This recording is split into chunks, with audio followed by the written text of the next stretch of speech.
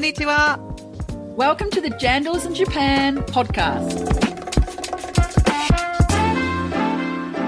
Hey, Catherine. Great to see you again for another episode of Jandals in Japan. Hi, Jane. Kia ora. So good to be here. So we have a beautiful, beautiful episode today with our wonderful Jandal, as she likes to call herself, Mayu Suzuki, coming to us from Wellington. So another reverse Jandal this time. So not a Kiwi in Japan, but a Japanese person in New Zealand. And this goes to our theme for this year, which is the 70 years of diplomatic relations between Japan and New Zealand. It's a big anniversary that the New Zealand embassy here is really observing.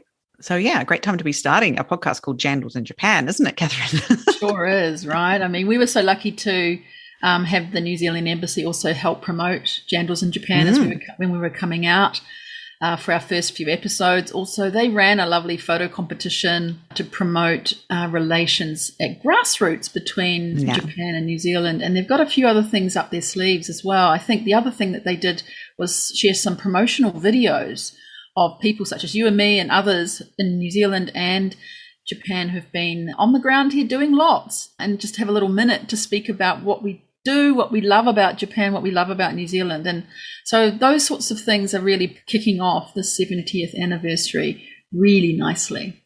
Yeah, it's really great that the Japan Festival Wellington was able to come back just in time for this 70th anniversary. And that happened just last week. So if you were able to attend, we hope you had a good time there in Wellington, getting your little slice of Japan. And yeah, I think there was lots of goodies there, all sorts of things, as well as performances and things. So I think Mayu is pretty well our guest, right? Mayu Suzuki is very well involved in that festival, along with the other team members there. But it looks like they had a whole good range of sponsors and stalls and products and entertainment. After COVID-19, I think it must be a really great way to bring Japan back into the community in Wellington. So way to go for that one. Yeah, I hope it went well. Yeah, I hope it went well too.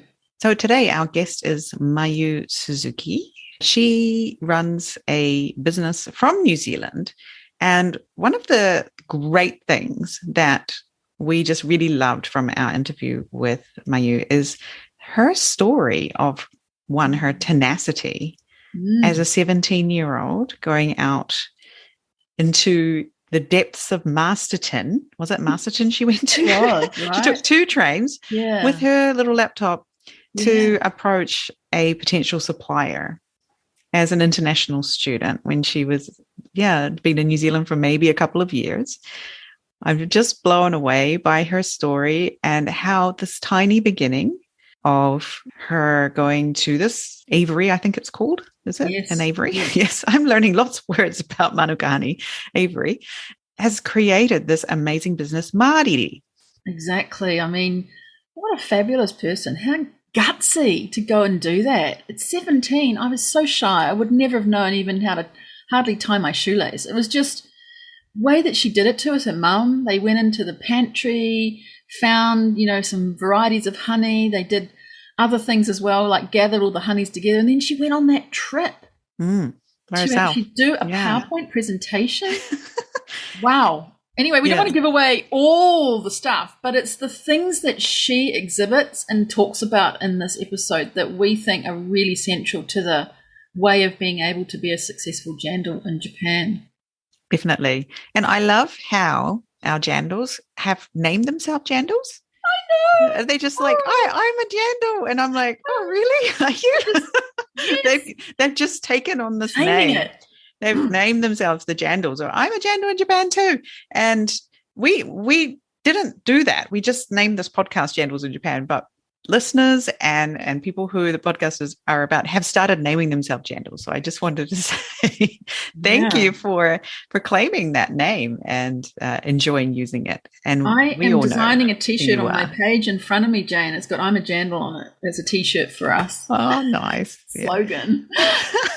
But she's so tenacious, and sometimes we hear that word thrown around, but if you listen to the story, you will find that she is utterly tenacious. And her way of, when she just said she loves New Zealand, and she says it New Zealand, and I love it how she says that, because she's utterly New Zealand within a Japanese person. And she talks about honesty, and she talks about heart and kindness, right, as her core that she wants to bring to the world by New Zealand products. And, she's not just saying it. You can absolutely really feel that through her, and just loved speaking with her. You and I both got goosebumps. Goosebumps. So many goosebumps. Tears. I think there were tears as well. Very, very fun episode. We hope you enjoy it. Kia ora, Mayu. Hi, Mayu. Konnichiwa. Konnichiwa. Oh, so nice to see you. Welcome to the Jandals in Japan podcast. Thanks for having me here. We're so thrilled to have you as our guest Jandal today. It's just amazing. We know that you are founder of a really lovely, mainly manuka, but not only manuka honey company in New Zealand, but it's based in Hokkaido, Japan, right? Correct. Yes, in the north. Wow. And it's a family-owned business you run with your parents? That's right. My parents are finally washing their feet and on their way out. But yes, we found it with three of us. Wow, that's amazing. Well, before we get into it, I know Jane's got something very important to ask this you. is my very important warm-up question. A or B, which are you? Hot or iced coffee? Oh, 100% hot. It's summer? Hot or iced coffee? Hot? Oh, even in the summer? That makes it harder. I think in Japan, still hot. Still hot? Whoa. Yes. Yeah. Why would you go for hot even in the summer, Mayu? I'm naturally a cold person. In terms of temperature, not my heart. But, yes, I think warm is better for coffee, I think. I feel a bit wrong drinking iced coffee. I don't know. I think as soon as it starts to get warm, I change to iced coffee, and I'm very happy to drink iced coffee. And when I'm in New Zealand, I'm like, well, there's no iced coffee here. And no, like Japanese style iced coffee, which doesn't have like great globs of ice cream on the top and cream and all of that stuff, just the coffee. Something I really love about Japan is iced coffee. How about you, Catherine? Oh, no, Jane, I have to disagree. I just can't stand an iced coffee. Number one, I don't like ice. I don't like cold drinks. So I will even have water in summer that's got maybe 1 cube of ice in it, but basically no ice. I don't like cold stuff. Yeah, I did don't not like know it. that about you, Catherine. Yes. Oh my goodness. I don't. So it's warm, hot coffee the whole way through summer. Yep. Interesting. I see. Yeah, that's something I've definitely adopted since I've come to Japan, because just the level of heat is completely different to New Zealand, where you can drink hot coffee all year and it's completely fine. But yes, in summer in Japan, it's quite different. Yeah. But you said you're obviously a cold-blooded person. You feel cold easily, Mayu. So yeah, I do. I think we're in the wrong place. You should be here and I should be where you are. That is so true. Yes. And Mayu, are you in Wellington today? Yes. Yeah. Wow. I am. Coming to us from lovely Wellington. What is it? There's nothing better than Wellington on a nothing good like day? Wellington Good day. on a good day. How long since you've visited Japan? Oh, it's been since Rugby World Cup. Oh, okay. Yeah. 3 I years. hope you can come back soon. 3 years. I know, it's been too long.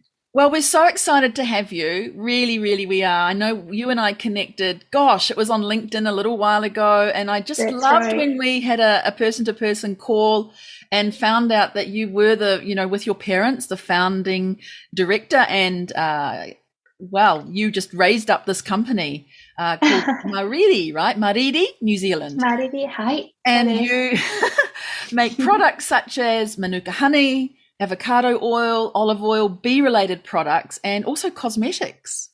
Correct. Yeah? Yes. And I know that you kicked off your marketplace in Japan 15 years ago on Rakuten, on Yahoo, on Amazon, and those sorts of official marketplaces.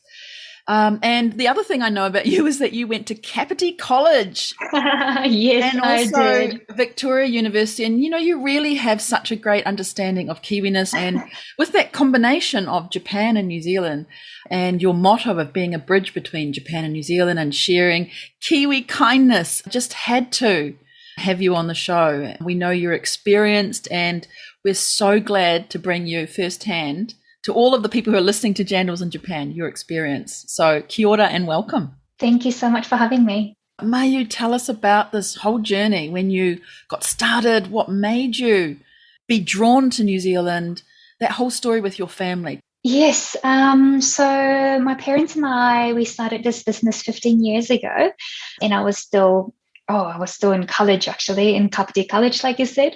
It was actually a beautiful triangle, I must say. It's all in hindsight, though.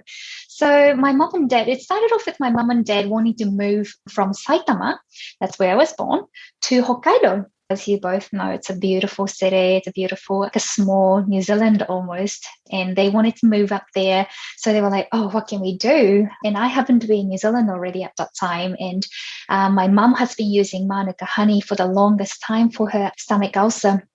And she was introduced manuka honey by my auntie about 30 years ago, I'd say. So she's been using that for the longest time. And my dad was working at an advertisement company in Ginza, in Tokyo, of all the places. So he was in this sardine can, like traveling from Kuki, my hometown of Saitama, to Ginza every single day. Wow. That's an hour and a half one way. Oh, I don't know how people do it over in Tokyo. It's, it's a bit of a norm there. So mom and dad were like, all right, we're going to put a period to this life and we're going to start a new company. So my dad sort of knew more or less how to sell a product. My mum was a customer herself, so she knew how amazing Mānuka honey is. And I happened to be in New Zealand, being able to speak the language and be the bridge in between the Japanese customer and the suppliers here. So we had this little ding-ding-ding triangle in the beginning. And so we decided to start this business. Mariri, New Zealand, we believe that means in te reo, kindness. So we wanted to deliver the kindness, the beautiful, natural kindness from New Zealand to Japanese people. We know how busy their life can become, especially in Tokyo. Catherine-san, you know it probably the best. Indeed. It's very busy. Wow, kindness. So mariri means kindness. Correct. Yeah, yes. wow. Yeah. Lovely. So from the get-go, you were on all of those marketplaces. How did that start up? Rakuten is an interesting platform. So for those who don't know Rakuten, it's a really growing market now. It's an internet market. It's sort of like Amazon, but more focusing on their motto is shopping is entertainment. So Amazon, you go and look for a product and you compare what's the cheapest product and how fast you can get it. But on Rakuten, it's like window shopping. There's quite a different types of entertainment happening. And we have shops now both on Rakuten, Amazon, Yahoo, and our own website. So we now have 4 platforms. But to go on Rakuten, definitely a pro and a con. The reason why we chose Rakuten or online in particular was because we wanted to educate our customers. Back then, 15, 20 years ago, no one knew of Mānuka honey. Now it's very common. It's very popular. Maybe 1 in 5, 1 in 3 people in Japan would know of Mānuka honey. In New Zealand, thanks to NZTE, is becoming really popular in Japanese people's culture and mind. However, back then we needed to heavily educate our customers. As you know, Japanese customers have everything that they want in their hands. There's absolutely nothing that you cannot get in Japan. That's right. So we didn't think providing to, say, department stores or supermarket was the way to go about it, especially back then, selling 5,000 yen Mānuka honey or even higher price pot of honey in a department store just wasn't the way to go about it. So we decided Rakuten platform to reach out to all customers in Japan as well. Online obviously doesn't have a region. It's everywhere in Japan. It is a calculated platform that you can get on. It's difficult, but my dad, who was an advertisement agency, he didn't know anything about online market. So what he did was he went to Rakuten University. Yeah, I don't know if they do now, Didn't know but that. they That's did back amazing. then. Yeah, Right, it's they really did cool. that, yeah. Initially thought that if you put it on Rakuten, it's going to be sold. They're like, we got it on Rakuten, we got it everything up in there. We can now relax on our couches. Absolutely not. We did not sell a product at all. Right. The first order that came through, the ringing tone of our cell phone was just a joy. That was incredible feeling. So we soon learned that we really have to learn this platform to really invest into this platform, how this works, because it was completely different from normal, original, classic marketing style. But for us, it really was helpful, especially with a unique product such as Manuka honey or New Zealand products in general. It's usually quite expensive. It's really a niche product, but niche in Japan is massive in comparison with the population of Japan, if you know what I mean. Yeah, so that's how we started our journey. Between Rakuten and Amazon is quite striking. When you start to use those platforms as a user, you definitely are visiting different shops within Rakuten, right? And looking around at all the products they have in these different shops under the Rakuten umbrella, as opposed to Amazon, where you just go and you click around and you get what you want from Amazon, even if they're offered by different people. So yeah, there's definitely a learning curve. I think they do have training programs to get people, because obviously they want more and more stores on their platform. So yeah, getting that first sale must have been super exciting for your family. Yeah. Oh, joy. Such a joy. Where are you now today? What's happening with Mariri? With Mariri, well, so we currently have about 10 staff members. It was mostly in Japan, and now I have one other person started in April with me, which is it's so nice to have someone in New Zealand finally. So yeah, we have a lot of partners now. Partners are very important. So people who would look after products in our storage, it's all outsourced, and people who are looking after our stores, sales and everything. So we have quite a few partners over in Japan. I would say probably about 8 to 10 partners. And in New Zealand, we also have about 10 partners. So everyone is really working and walking together towards a same goal. I feel that partners is a really good way to describe our relationship, just because I feel that we are both in this together. And I love the fact our New Zealand partners, we're almost like whānau, we go and have barbecue together, we go fishing together, we play golf together, and it's absolutely a beautiful feeling. And we have grown to be, we're proud and also very honored to say that we're one of the top sellers on Rakuten, or on the internet platform, of Manuka honey. So we're very privileged that the customers have been trusting us. We have a very, very lovely VIP customers who have purchased from us probably more than 50 times in their lifetime. Yes, it's absolutely beautiful. Wonderful. We get a lot of reviews from customers, and we export approximately 30 tons a year. So that's a lot of honey coming that from is a lot of honey. How did you find the source or sources in New Zealand? Because there's a lot of people who are producing. So how did you do that, and how are you also differentiating yourself here? You've got obviously very good reputation. Is there something you're doing that's special for you? Is it selling that kindness story, or what is it that's making you, export so much? Story is absolutely everything. Story is so important. Everyone in New Zealand, every suppliers here, every product here have a story, and it's absolutely beautiful when you unravel it. We currently have 2 main suppliers of Manuka honey, one in Masterton and one in Far North, and they both create very different Manuka honey with very different story, different visions. One is for the community and one was medically formed, so they had a different vision. It's just fascinating to learn and to even deliver the message to Japanese people, and they love that. They want to know where it's coming from, who's making it. Is it Paul that is a beekeeper, or is it Adam? They need to know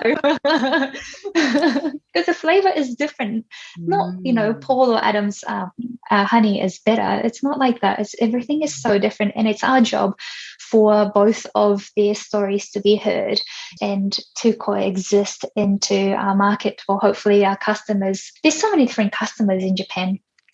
We've got people who are needing manuka honey for their own health, for example, or for their tamariki, or for their pipi. It's just different types of people in Japan, and it's our job to make sure that everyone is accessible to those products. And I can't say it's a cheap product. The cost is a lot, and that's where education comes to Japanese people too. So not only through our products, our value and our goal also is to deliver the New Zealand, how should I say it, laid backness or value of this beautiful country to Japanese people as well.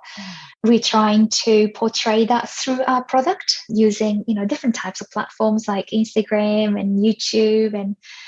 And so hopefully that people would know the story behind each product, each suppliers. And I think that's our job. I'm wondering too how you went about to find Paul and Adam. And it's also very interesting for others to know how you kind of went about that. Absolutely. 15 years ago, when we initially started this business, me and my mum just gathered all honey that we could find in New Zealand, in Japan as well, actually. But in New Zealand, we tried to test every single honey. And we were fortunate enough for my host dad, actually, my host parents who took me in when I was over in Kapiti. My host dad was a friend of our initial supplier. And he had this manuka honey in his pantry, which I didn't know, but I was using it every day on my toast. And I was like, okay, well, Mum, this is a really nice honey. I've been using it every day. I just picked up my phone, called them up, 17 years old, doing whatever they think that they're doing the best that they can. But yes, I took a train from Kapiti down to Wellington and then to Masterton. Oh my God. Because obviously I couldn't drive at the time. I wasn't allowed to as an international student, and had my little backpack with my big notepad and a computer on my back, and I did a beautiful presentation that I thought it was beautiful, but said, we're going to be number one in Japan. You should trust us. How delightful. Oh my goodness. But yes, a year later, that promise did come true. It was a grind life, but we made it happen.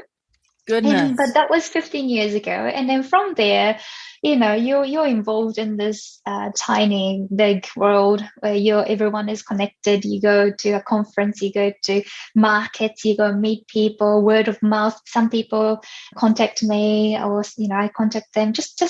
And now internet is everywhere. You just pick up your phone and do a research, and you can see different types of people. But with the supplier partner up in far north, again, it was a beautiful, beautiful story where we actually knew of them 15 years ago. I just didn't know that we knew them. So when we went up to the far north, that's where one of the beehives were for this initial honey. I met a few beekeepers there, and they are now independent, happen to make this beautiful honey up north. Now we're calling it rauhi, which means collaboration. It's a honey that we created together with them and Mas Mariri. Yeah, we only got to reconnect with them about 2 years ago, just through a connection of just stars aligned, And now we have their honey as well. Oh my goodness. Catherine and I have both had goosebumps listening to this story. Literally got goosebumps. Of how this all happened. Me too, actually. It was a lovely, lovely encounter, yeah. I love that story about how you happened to end up in a particular family in Kapiti who happened to have someone they know who makes manuka honey, and then you went and took yourself over there and showed up with your presentation at 17 years old. Oh my goodness. What a magnificent story. Fearless child. Yes, fearless child. Oh my goodness. So what does it take then bring that success into Japan? What would you say for Kiwis coming here to help them be successful? I do believe heart, honesty, kindness and passion does bring people to do certain things, hopefully good things. I think bringing stories, because everyone have a story, everyone does, and being just a New Zealand product is not good enough. And I think NZTE have articulated that really well, especially towards the Japanese market, because again, we can find everything there in Japan. So we will need to have a point of difference. We need to be unique. We need to provide the Japanese customers what you're passionate about, who you are, and why should they believe you and your value and your philosophy. And I think Japan is also changing now, which is fortunate for us, that they are seeking that information as well. Maybe before they just wanted the cheapest product on the market. And there still are people like that, and it's fine, because I also want the cheapest product on the market too sometimes. But say environmentally friendly products, for example, or sustainable products, I do believe that Maori values and Japanese values are very similar. For example, manakitanga, like omotenashi, is such a beautiful word that they used for Olympic 2020. 2020? Was it? It was supposed to be, 2021? Yes. Yeah. 2020 and 2021. 2020, yeah. And those values, I think we have something similar between New Zealand and Japanese people. For example, the world of furoshiki, where you would reuse your piece of cloth to wrap your obento. I'm sure Jane, you would probably do that to your lovely children. Yes. Something like that. I think we do already have a beautiful, sustainable culture in Japan. So revisiting that, I think it's absolutely important. And yes, I am exhausting a lot of ammunition through, between New Zealand and Japan. I'm very aware of that, but I'm trying to make it as less as possible. And I think sustainability is really important. Being kind to people and the nature. And for Matamariki, I think I'm allowed to say it now. I'm carrying a little baby. Oh, fantastic. Thank you. Yeah. So I think it's important to carry that value. And I love New Zealand and I love Japan. And something about New Zealand that we have that's unique, that current Japanese people are lacking. Yeah, I just want more people in Japan to know and realize that value. And hopefully we, or the rest of our Kiwis who are the jandos, as you call it, in Japan, can bring that value to Japanese people to make their life more rich, not rich in terms of money, but rich in their mind. Sorry, I'm getting a bit emotional here. Yeah, that's beautiful. Beautiful sentiment. Yeah, thank you. Gorgeous. That's my life goal anyway. Well, Mayu, I did want to ask you a sort of technical question, but if we were going to write a book about coming into Japan, what kinds of tips would you put in there that are really important for people? Or the other side of that, maybe the pitfalls to avoid? I would say honesty is a key, and deliver what you say that you would deliver. Unfortunately, in Japan, she'll be all right mindset would not work. You will have to make sure that she is actually physically okay. A lot of Japanese people, they hammer the bridge before you cross the bridge. So it's like a risk diverse mindset where you have to make sure that everything before you cross a bridge, you really have to make sure that the bridge is sound. And that goes for business as well, I believe. There are, unfortunately, still a lot of Japanese people who have an old mindset where they might con you. That's what I heard from my dad's experience, actually. But that's slowly fading away. And to encounter that is not to do what they're doing, but to fight back with honesty and deliver what you say that you are delivering. And be true to yourself, your products, and also know the market. You have to know the market. What do people want? What do people need? In Japan, we eat rice. In New Zealand, we eat bread. And that's a fundamental difference that you really have to understand coming into a different market, that you are delivering to Japanese people. You're not delivering to Kiwis. So I think knowing the market is absolutely important. And if they're lucky enough to be like you two, who can actually physically go to Japan, I think it's really nice. And it's a long-term game. It's a long-term game. 2 years, you can't make a quick buck. Well, I personally don't believe in the quick buck anyway. So be patient. It takes a long time. I believe a couple of people who have already appeared on Jandals in Japan have mentioned this already, but they've been in the business for 10, 15 years, 20 years as well. And good things do take time. So, yeah. Good things take time. What ad is that there's on TV that in New Zealand they have? I can't remember. Cheese, the cheese ad. Mainland cheese, good things take time. That's what they used to say. Yeah, you remember that ad? Yeah, with that old guy. I do. You reminded me, exactly. Yeah. I knew I'd heard that somewhere. No, it was a mainland cheese ad. So good times. So what are you seeing in your crystal ball then?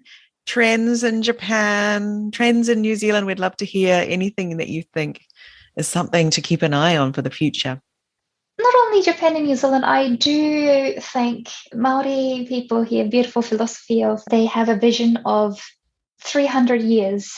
It's a long time, and I actually can't view the next 300 years just in my head yet, but I'm trying to view the next 100 years or 50 years, trying to break it down. I do believe food, people, technology, probably, and I guess health, are the future. I think those fields are important. And obviously to do that, we'll have to look after the environment, which comes down to the sustainability part too. I would have that at the back of my mind to do anything in the future. So, yeah. That's very different to the 5-year plan or the 10-year plan. 300-year 300 years. Gosh, how does your decision making change when you are thinking with that kind of future in mind? That's amazing. Beautiful, beautiful sentiment there. Thank you so much. Anything that you are doing now, any activities or promotions or something like that for us, that'd be great. Yes, no, to be honest with you, that changes every week, every day. But the best way to keep updated would be through our newsletter, e-letter. Right. We send out our lovely members to let them know if there's any big sales coming up, especially Rakuten. They do seasonal sale. And I think that's the best way to keep in touch with our products. If anyone would love to try our products, and of course, I'll let my team know that if they say on their comments that they have heard Jandals in Japan, I'll make sure that my whānau will look after them. That's lovely. Thank you. I guess in June, this is over in New Zealand though, but we do have Japan Festival Wellington coming up, and fingers crossed that will happen depending on COVID related. Yes, so hopefully if any Kiwis are tuning in, come along to Japan Festival Wellington. It's on the 18th of June. Great. Very exciting. Any last words from you, Mayu, as we wrap up? Well, thank you so much for having me here. It's wonderful to get to know you, lovely, wahine working in Japan and representing Kiwis. I believe that we're all like hybrids of both worlds, that we both, we all love Japan and New Zealand. And I love that we are now connected through this beautiful platform. I'm so proud to be part of the Jandals now. Yeah, we are so cool. We are Team New Zealand and Japan. That's Jane's new hashtag. But we might need one wahine in Japan, Jane. Yes. Fabulous. Congratulations, Mayu, on being such a successful Jandal in Japan and for telling us about your so beautiful story. Thank you so much for sharing your journey and tips for success in this land of the rising sun. Thank you so much. Thank you so much. Thanks for having me. Kia ora, thank you. Cheers. Thanks. Cheers. Bye. Bye. Bye. Arigatou gozaimashita. Oh my goodness, I am just so moved by that episode with Mayu. I was just about in tears at one point. She just had so many beautiful sentiments. Right. How amazing is she? I mean, think about those beautiful sentiments. Heart, honesty, kindness, right? Bringing people together to do good things. Those sorts of comments she makes, you can tell from her voice. It's absolutely true. She is coming right through from the heart. I could actually feel it through the screen as we were talking. Yes. Really hit me. Listeners can too. I'm sure they can. I'm sure they will feel it. Wow. Really incredible. And, her hints about why do you believe in your product? Sell your philosophy and your values, and not sell in a monetary way, sell it through kindness, because Japanese people are now seeking out that information. Whereas before you was one way telling people about the story. Now what Mayu is saying is that they're seeking that out. They want those stories. And just being Kiwi ain't enough. You've got to actually bring it. Yeah. Right? Wow. Yeah, I love that story about the 300-year plan, or thinking about 300 years in the future when you're planning. And if you are thinking in that way, how that's going to affect how you're operating your business today and how you're interacting with your customers, and just how you're doing everything in general. That's a really different way from the 5 to 10 year plan that we sort of are always told to think about. And I get that Mayu was already thinking of that, but now she's got a little baby on the way. She must be thinking of her babies, right? And that that far into the future, and telling us about, food, health, technology, and people. That's the future. Wow. It's so nice to find people who love both countries the way that we do, and can understand when people say to you, oh, which country do you like, New Zealand or Japan? And I'm like, please, I cannot pick one. It's got to be both, and I can't live without either of them. And people sometimes don't understand that, but I feel like our jandals do. And often we ask Jane too, why are you so long in Japan? What is it that keeps you there? And I get that question a lot, and it's quite clear from what we're doing why we are here. Maybe we'll reverse the jandals in Japan one day and do both of us. And she just said it all. Honesty being key, deliver what you promise, and all those things that I think were just brilliant gems for anybody listening in today. Definitely. Yes. I'd sign up. I'm not on her newsletter. I'm going to sign up so we can keep in touch in that way. But she's a long-term friend. We're going to keep her. She's a real keeper, Jane. Love her. She's so great. Yeah, everybody get on the Mariri newsletter, find out about what they're up to, and say that you heard it here on Jandals in Japan, and you're part of the whānau now. Another great episode. Wow. Let's keep going. No cold, chilled, iced coffee for me, hot coffee all the way through this long summer that we're having, Jane, and let's get going. Okay. And that's it for now. See you next time. Bye. Ta-da, bye. Matane.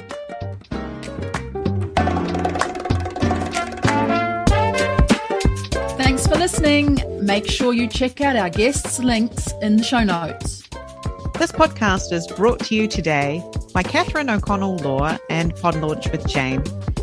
If you have a great story you think should be on the show, come and find us on LinkedIn or Instagram. We'd love to hear from you. See you next time. Matane.